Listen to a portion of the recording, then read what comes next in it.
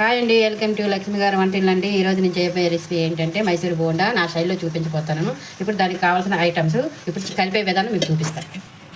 ఎందుకంటే కొంచెం ఎక్కువ మైదా తీసుకున్నాను, తినేసి కూడా అర స్పూను, అలాగే కొంచెం పచ్చిమిర్చి కర్ర అర స్పూను. ఇప్పుడు మనం తిరిగేసి కలుపుకోవాలి. దీన్ని మంచిగా కలుపుకున్న తర్వాత ఒక అరగంట సేపు పక్కన పెట్టుకోవాలి, నానబెట్టాలి.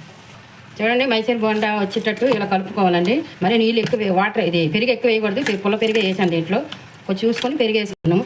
అలాగే ఇది పల్లి చట్నీ అనేది నేను మిక్సీ రెడీ చేసి పెట్టుకొని ఇది మిక్సీ చేయాలి. పల్లి చట్నీకి దాన్ని మీకు చూపిస్తున్నాను. ఆయిల్ వేడైంది.